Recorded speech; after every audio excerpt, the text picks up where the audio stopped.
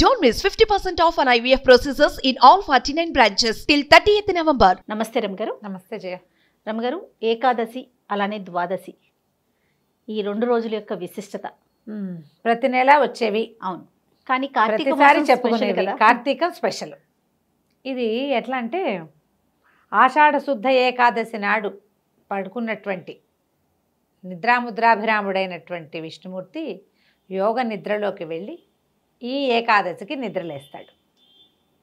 దీన్ని హరిబోధిని ఏకాదశి అంటారు, ఉత్థాన ఏకాదశి అంటారు, బోధన ఏకాదశి అంటారు, హరిప్రబోధిని అంటారు, దేవప్రబోధిని అంటారు. ఇన్ని పేర్లు ఉన్నాయి. 4 నెలల పాటు చాతుర్మాస్య దీక్ష తీసుకుంటారు సాధారణంగా అందరూ. చాతుర్మాస్యం ఆషాఢ శుద్ధ ఏకాదశి తొలి ఏకాదశి నుంచి ఇక్కడ బోధన ఏకాదశి దాకా స్వామివారు శయనిస్తారు. ఈ రోజున నిద్రలేస్తారు. ఈ నిద్ర లేచినప్పుడు ఏంటంటే ఆయన లేవగానే దేవతలు, బ్రహ్మాది దేవతలందరూ వారి దగ్గర చేరి వైకుంఠ ద్వారాలు తెరవబడతాయి. ఈ 4 నెలలు వైకుంఠం ఎవరికి దర్శనం ఇవ్వడట ఆయన. ఏ దేవతలు కనిపించరు, వెళ్ళరు ఆయన దగ్గరికి. ఈ రోజున వెళ్ళి మంగళవాది వాయిద్యాలతోటి స్వామిని మేల్కొల్పి పూజించి హారతులిచ్చి మళ్ళీ ఆయనని ప్రపంచ నియామకుడుగా ఆయన మళ్ళీ యాక్టివ్గా అవుతారనమాట. ఆయన నిద్రపోతాడు ఈ 4 నెలలు. ఆ నిద్రపోయిన స్వామిని మేల్కొల్పే ఏకాదశి కాబట్టి ఇది చాలా పవిత్రమైనది, చాలా ముఖ్యమైనది. అందుకని దీన్ని తప్పకుండా ఎన్ని ఏకాదశులు ఉన్నా లేకపోయినా కూడా తొలి ఏకాదశి నాడు కూడా ఉపవాసం ఉండలేని మానవుడు ఎవడైనా ఈ హరిబోధిని ఏకాదశికి గనక ఉపవాసం ఉంటే విశేషమైన ఫలితం లభిస్తుంది అంటారు. ఏకాదశికి సాధారణంగా పూజ, ఉపవాసము, జాగరణ. ఉపవాసం ఎంత ఇంపార్టెంటో జాగరణ అంత ఇంపార్టెంట్ అని చెప్తారు. జాగరణ అంటే తెల్లవార్లు మెలకుగా ఉండటం. మర్నాడు పొద్దున ద్వాదశి నాడు పారణ చేసి భోజనం చేసి ఈ ఏకాదశి వ్రతాన్ని పరిసమాప్తి చేయాలి. విశేషమైన రోజు కాబట్టి తప్పకుండా ఇది చేయాలనుకుంటారు. దాంతోపాటుగా ఇప్పుడు ఈ ఏకాదశికి ఇంకా బోల్డని విశేషాలు ఉన్నాయి. భీష్మ పితామహుడు యుద్ధం మానేసి అంపశయ్యకి సేనించింది ఈ రోజు. అవును, అదొక విశేషంగా చెప్పుకుంటాం. దేవదానవులు క్షీరాబ్ధిని చిలికింది ఈ రోజున. మా చిన్నప్పుడు ఏవో చెప్పేవాడు, క్షీరాబ్ధి ఏకాదశి, చిలుకు ద్వాదశి అలా చెప్పేవాళ్ళు. ఇప్పుడు చిలుకు నాకు తర్వాత తెలిసిందనమాట, పదాలు ఏవో ముందుకి వెనక్కి పోయినాయని. చిలుకు ద్వాదశి అంటారు రేపటి ద్వాదశిని. ఈ ఏకాదశి తర్వాత వచ్చే ద్వాదశి చిలుకు ద్వాదశి చాలా విశేషమైన రోజు. మామూలుగా ప్రతి ద్వాదశి విశేషమైంది, చిలుకు ద్వాదశి ఇంకా ప్రత్యేకం. ఈ రోజున దేవదానవులు అమృత మథనం చేయబోయారు. అందుకని ఇది మరింత విశేషంగా చెప్తారు. ఏకాదశి ఉపవాసం ఎలా ఉండాలి, చాలామంది ప్రశ్నలు అడుగుతారు. జయ, నాకు ఒక 25-30 మెసేజ్లు ఉన్నాయి దాని మీద. ఏకాదశి మేము ఎప్పుడు ఉండలేదు, ఇప్పుడు ఉండొచ్చా, చేయొచ్చా అని. ఎప్పుడు ఉపవాసం మంచిది, ఆధ్యాత్మికంగా ప్రగతికి మంచిది, ఆరోగ్యానికి మంచిది. ఏకాదశి ఉపవాసం ఉండాలంటే ఎలా? ఉదయకాలం ఇప్పుడు ఇది కార్తీకం కాబట్టి సూర్యోదయాత్ పూర్వమే తప్పకుండా స్నానం చేయాలి. సూర్యోదయానికి ముందే స్నానం చేసేసి, ఒకవేళ మనం ఇంట్లో కనుక స్నానం చేస్తే తులసి దగ్గర దేవతార్చన దగ్గర మనం ఎక్కడ దేవుని పెట్టుకుంటామో అక్కడ తప్పకుండా దీపారాధన చేసుకోవటం. ఈ రోజంతా హరినామ స్మరణలో ఉండటం, ఆహారం తీసుకోకపోవటం, జలోపవాసం చేస్తాం. ఏదైనా పలిత ద్రవ పదార్థాలు, పళ్ళు అలాంటివి తీసుకోవచ్చు. రోజు మొత్తం పగలు, పొద్దున, మధ్యాహ్నం, సాయంత్రం, రాత్రి 4 పూటలా కూడా అన్నం వండినది ఏది తినకూడదు. బియ్యంతో చేసినవి అసలు పనికిరావు, అన్నం పనికిరాదు. అయితే అన్నానికి భిన్నంగా చేసుకోవచ్చని బియ్యపు రవ్వతోటి మనం చేసుకుంటాము, అది చేయొచ్చని తర్వాత కాలంలో వచ్చిన అమెండ్మెంట్సే. నేను కూడా చెప్తుంటాను ఏకాదశి ఉపవాసాలప్పుడు ఇది చేసుకుందామని. బియ్యపు రవ్వతో ఉప్మా ఎలా చేసుకోవాలి, తర్వాత దాని ఉప్పుడు పిండి అలాంటివి చేసుకుంటారు. అనుపానాలు లేకుండా, తాలింపులు గిలింపులు లేకుండా, కూరలు, చారులు, పులుసులు చేసుకోకుండా ఒట్టి రవ్వ ఉడికించుకుని తింటారు ఉండలేని వాళ్ళు. ఓకే, ఫలాలు అవి తిని ఉండగలిగే వాళ్ళు పళ్ళు తినేసి కొబ్బరి నీళ్ళు, తేనె నీళ్ళు అలాంటివి తాగి ఉండగలిగే వాళ్ళు ఉండొచ్చు. ఇది ఎవరెవరు చేయొచ్చు? ఆరోగ్యంగా ఉన్నవాళ్ళు చెప్తాం. తర్వాత గర్భవతులు కాకూడదు, బాలింతలు కాకూడదు, అనారోగ్యంతో ఉన్నవాళ్ళు కాదు, చిన్నపిల్లలు కాదు. ఆహారం డయాబెటీస్ అవి ఉన్న వాళ్ళైతే ఆహారం లేకపోతే ఇబ్బందులు పడతారు. అలాంటి వాళ్ళు పెట్టుకోకండి. వీళ్ళకి ఇలా అనారోగ్యం ఉంది కానీ పార్షియల్గా ఉపవాసం చేయదలుచుకున్న వాళ్ళు ఏవైనా 2 పూట్ల టిఫిన్ తిని అన్నం తినకుండా ఉండటం కూడా ఒక ఉపవాసం. అన్నానికి భిన్నం ఏదైనా తినచ్చు 2 పూట్ల. నేను నా సంగతి తెలిసిందే కదా, ఎప్పుడు ఒకటే రకం, దాని మీద అంత పెద్ద తేడా ఏముండదు. మీరు ఒక పని చేయొచ్చు, వీక్గా అనిపిస్తుంది మనకు అలా అనిపిస్తుంది అంటే ఒక గ్లాసు కాస్త గోరువెచ్చటి నీళ్ళలో తేనె వేసుకుని తాగొచ్చు.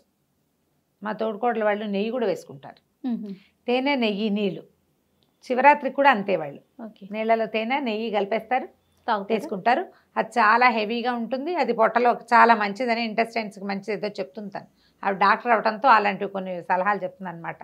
వీక్గా అనిపిస్తున్నారు బావి వేసుకోండి, తేనె వేసుకోండి, నెయ్యి వేసుకోండి అంటే ఆ నెయ్యి నీళ్ళ లోపలికి వెళ్తుంటే అదొక అలవాటు, అది ఉండాలి కదా. చిలకడ దుంప కూడా తింటారు కదా, చిలకడ దుంపలు తినచ్చు, దుంపలు తినచ్చు, చిలకడ దుంప, ఆలుగడ్డలు తినచ్చు.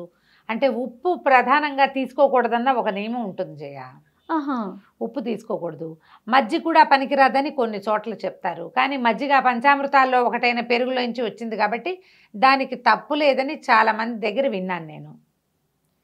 పల్చటి మజ్జిగ కూడా తీసుకోవచ్చు, పళ్ళ రసాలు, మజ్జిగ, పళ్ళు, అదే మన ఫ్రూట్స్ ఏవైనా, చిలకడ దుంపలు ఉడకబెట్టుకుని తింటాము, అలా ఏదైనా చేయొచ్చు. తేలిగ్గా ఉప్మా లాంటివి కూడా ఏదైనా చేసుకుని తినచ్చు. ఏదైనా సరే మీరు ఉపవాసం శరీరానికి మంచిది, ఆత్మ కొంత ప్రక్షాళన అవుతుంది. ఆహారం మించి శ్రద్ధ తగ్గితే కొంచెం మంచిది. ఈ తగ్గిన ఆహారపు శ్రద్ధని భగవంతుడి మీద పెట్టుకోవాలి మనం ప్రధానంగా. ఈ రోజున మీరు ఏ రోజైతే ఉపవాసం ఉంటారో ఆ రోజు టఫ్ టాస్కులు ఏవి తీసుకోవద్దు, బజార్ వెళ్ళొద్దు, బయటికి వెళ్ళబోకండి, తర్వాత ఎవరింటికైనా వెళ్ళొద్దు,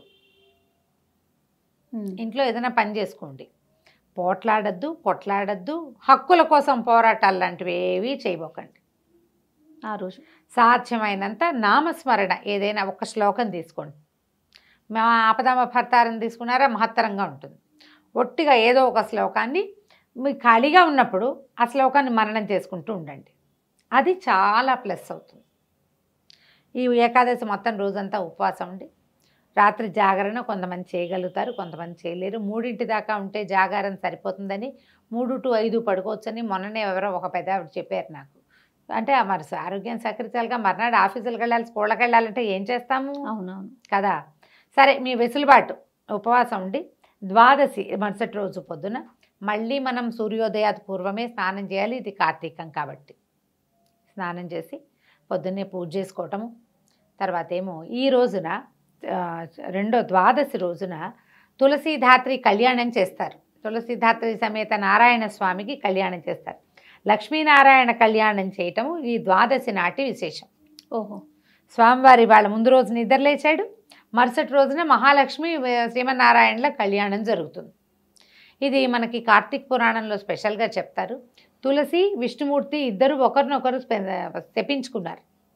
బృందాదేవి విష్ణుమూర్తి, జలంధరుడి భార్య బృంద. అవును, ఆమె యొక్క పాతివ్రత్యం నశిస్తే కానీ ఆయన యుద్ధంలో ఓడడని విష్ణుమూర్తి ఆయన భర్త రూపంలో, జలంధరుడి రూపంలో ఆమె దగ్గరికి వెళ్ళిపోయాడు. ఆమె భర్తే అనుకుంది. తన పాతివ్రత్యాన్ని మంటగలిపినందుకు శపించింది ఆవిడ, కఠిన శిలగా మారిపోమ్మని. నువ్వు ఇంత కఠినాత్ముడివి, నువ్వు ప్రపంచం కోసం చేశానని నన్ను నమ్మించద్దు, భక్తుల కోసం, ప్రపంచం అంతా జలంధరుడి వల్ల బాధపడుతోందని, ఈ తప్పు నా వల్ల జరిగినా పర్వాలేదని భగవంతుడు ఈ పని చేశాడు. నువ్వు ప్రపంచం కోసం నమ్మించద్దు, నా పాతివ్రత్యం నాకు ఇంపార్టెంట్, దాన్ని జడగొట్టావు కాబట్టి కఠినశిలగా మారిపోమంటే సాలగ్రామంగా మారిపోయాడు విష్ణువు.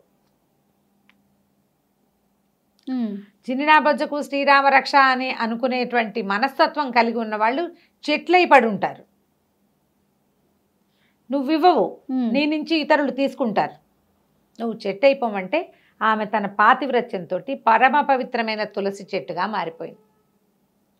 అయితే ఈయన ఆవిడ తులసి చెట్టు, ఆవిడ స్వయంగా దహనం అయిపోయి, అగ్నిదహనం అయిపోయి తులసి చెట్టుగా మారింది. చాలా దుఃఖపడ్డాడట విష్ణుమూర్తి, తన వల్ల ఇలా జరిగింది అని చెప్పి. అందుకని ఆయనకి అత్యంత ప్రీతిపాత్రమైనది తులసి. ఆ తులసితోటి చేసే అర్చన స్వామికి స్వయంగా చేరుతుందని. ఎంత ప్రీతి అంటే కొన్ని కోట్ల కొద్దీ బంగారం వేసిన తూగని వాడు తులసి దళానికి తూగిపోయాడు స్వామి అంటారు. భక్తి, తులసి ఆ రెండు ఆయన దగ్గర పనిచేస్తాయి. అందుకని ఈ రోజున ద్వాదశి నాడు ఏం చేస్తారు, తులసి ధాత్రి, దీన్ని ఉసిరికొమ్మని ధాత్రి అంటారు.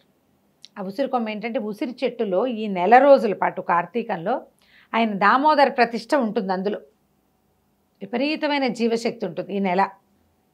ఆ జీవశక్తిలో నిలువున కింద నుంచి పైదాకా అన్ని చోట్ల విష్ణువు సర్వవ్యాపకుడు కూడా ఈ ఉసిరి చెట్టులో ఉంటాడు. అందుకని ఒక ఉసిరి కొమ్మని తెచ్చైనా ఈ తులసి చెట్టులో ప్రతిష్ఠ చేసి వీరిద్దరికీ వివాహం చేయటం, పసుపు తాడుతోటి ముడేస్తారు, పూజ చేస్తారు, పువ్వులు గీవులు సమర్పిస్తారు. కార్తీక దామోదర ప్రీత్యర్థం లక్ష్మీనారాయణ కళ్యాణ మహంకరిష్యే అని చెప్పుకుని సంకల్పం చెప్పుకుని మనం పువ్వులు మామూలు అష్టోత్తరం అవి ఎలా చేసుకుంటాం అట్లా నారాయణ అష్టోత్తరం, తులసి అష్టోత్తరం కూడా దొరుకుతుంది. లక్ష్మీ అష్టోత్తరంతో కూడా పూజ చేయొచ్చు. తులసికి మనకేం స్తోత్రాలు దొరకలేదని బెంగ పెట్టుకోకూడదు. తులసిలో లక్ష్మిని, ఉసిరి చెట్టులో నారాయణమూర్తిని భావించి వివాహంలాగా ఒక చిన్న క్రతువు, అది పెద్ద ఏం హడావిడిగా ఏమి ఉండదు. ఎలా చేయాలి అని కంగారు పడకండి, ఏమీ లేదు. మన దగ్గర ఉసిరి చెట్టు ఒక ఉందనుకోండి, దాని పక్కన తీసుకెళ్ళి తులసి కుండీని పెట్టండి. ఓకే. ఈ 2 చెట్లకి బొట్టు పసుపు పెట్టడం, గంధం సమర్పించడం, ధూపదీపాలు సమర్పించడం, నారాయణ ప్రీత్యర్థం అని చెప్పుకొని రెండింటినీ కలిపి ఒక దారంతో బంధించటం. చెట్లు లేవు, కొమ్మలు తెచ్చుకుంటాం. ఈ మన రైతు బజార్ వాళ్ళంతా ఇప్పుడు ఉసిరి చెట్ల మీదే బతికేస్తారు ఒక రోజు అంతాను. ఆ కొమ్మ నిండా కాయలున్నవి అన్నేసి కాయలున్న చెట్లను విరిచేస్తే రేపొద్దున ఉసిరికాయలు ఎలాగా అనిపిస్తుంది. ఇదివరకు అక్కడొక్కళ్ళు కలిపడే వాళ్ళు చేయ.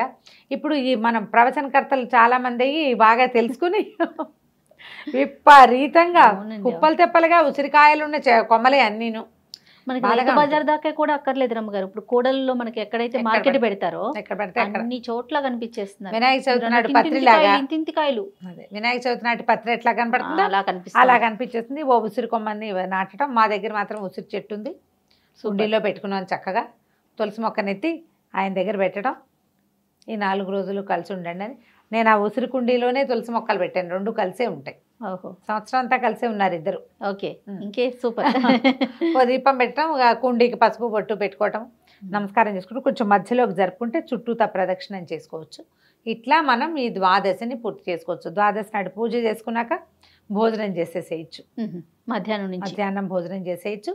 మధ్యాహ్నం అంటే కొంచెం చకచకా చేస్తే. కొంతమంది ఏం చేస్తారంటే పొద్దున్నే చేయగలుగుతారు, చేయలేకపోతారు. సాయంకాలం చేసుకునే విధానం ఒకటి ఉంది, కానీ మనం ఉపవాసం ఉన్న వాళ్ళు ఉండలేరు కదా. ముందు రోజంతా ఉండి మరుసటి రోజంతా ఎక్కడ ఉంటారు. అందుకని పొద్దున్నే ఈ ధాత్రి కళ్యాణం వ్యవహారం లాగించేసి లక్ష్మీ ధాత్రి కళ్యాణాన్ని అప్పుడు మనం వంట చేసేసుకోవటం, ద్వాదశి పారణ చేయటము. ఈ రోజున ఈ ఏకాదశి నిన్నటి ఏకాదశి, మర్నాటి ద్వాదశి, ఈ 2 రోజుల్లోనూ మీరు ఏ దానం ఇచ్చినా అది 1,000,000 సార్లు దానం చేసిన ఫలితాన్ని ఇస్తుంది. పెద్ద పెద్ద దానాలు చేయగలిగినా లేకపోయినా ఉసిరికాయలు, దీపాలు, తర్వాత ఏమో యజ్ఞోపవీతం, దక్షిణతో సహా యజ్ఞోపవీతాలు దానం చేసినా కూడా మంచి ఫలితం లభిస్తుంది. ఈ 2 రోజులు అత్యద్భుతమైన ఫలితాలు ఇచ్చేటువంటి దాన ప్రక్రియలు పెట్టుకోవచ్చు. మీరు కూరలు, పళ్ళు, వస్త్రాలు, చెప్పులు, దుప్పట్లు మన ఇష్టం, మన ఓపిక, మన శక్తి, మన అవైలబిలిటీ మన దగ్గర ఉండాలి. అవకాశం కూడా ఉండాలిగా. ఏది కుదిరితే అది దానం చేయండి. స్వయం పాకం ఇవ్వచ్చు. సద్బ్రాహ్మడికి ఎవరికైనా ఆయనకి కావాల్సిన వస్తువు ఏమైనా ఇచ్చి దండం పెట్టచ్చు. ఏదైనా చేయొచ్చు. ఈ 2 రోజుల్లోనూ దేవాలయాల్లో చేసే దీపారాధన, తులసి చెట్టు దగ్గర చేసే దీపారాధన కూడా విశేషమైన ఫలితాన్ని ఇస్తుంది. దాంతోపాటు ఏకాదశి, ద్వాదశిలో మన ఏకాదశి నాడు ఉపవాసం ఉంటాంగా, కార్తీక పురాణం వినండి, చదవండి, వినిపించండి తప్పకుండా. తర్వాత ఏమో ద్వాదశి నాడు కూడా కార్తీక పురాణం వినాలి, చదవాలి. ఎవరికైనా పెద్దవాళ్ళు ఉంటే మీరు చదివి వినిపించండి. మీకు మమ్మల్ని వినే అవకాశం ఉంటే చక్కగా వినండి. చక్కగా ప్రతిరోజు మనం అన్ని ఛానల్స్లో కూడా వచ్చేస్తున్నాయి కదా. 4 పూట్ల వేస్తున్నారు, పొద్దున, మధ్యాహ్నం, సాయంత్రం, రాత్రి వేస్తున్నారు. ఎవరికి ఏ సమయంలో కుదిరితే ఆ సమయంలో చేయండి. అయితే ఏకాదశి ఉపవాసానికి ఒక ప్రధాన నియమం ఒకటి చెప్తారు చేయ, అంటే ఇది మనం ఏర్పరచుకున్న నియమమే అయి ఉంటుంది. దశమి నాటి రాత్రి అన్నం తినకూడదు, టిఫినే. ఏకాదశి 2 పూటలు తినం కదా. ద్వాదశి నాడు ఉదయం భోజనం చేస్తాం. మళ్ళీ ద్వాదశి నాటి రాత్రి కూడా టిఫినే, కానీ అన్నం తినకూడదు. ఓహో, ద్వాదశి రోజు ఒక్క పూటే అన్నం తినాలి, ఒక్క పూటే తినాలి. ఆల్ టుగెదర్ మనం 4 పూటలు అన్నం ముట్టుకోకూడదు. దశమి నాటి రాత్రి, ఏకాదశి 2 పగళ్ళు, ద్వాదశి నాటి రాత్రి కుదిరితే ఈ ఏర్పాటు ఇలా మీరు సాంగంగా చేయగలిగితే ఇలా చేయొచ్చు. తులసి చెట్లు ఇవ్వచ్చు, ఎవరికైనా తులసి చెట్టు కూడా ఇవ్వచ్చు తాంబూలంగా. చాలా మంచి ఫలితాన్ని ఇస్తుంది. మేము ఈ ప్రయత్నం చేసుకోండి, మీకు ఎలా కుదిరితే అట్లా. తప్పకుండా రమ్మగారు. నమస్తే. నమస్తే.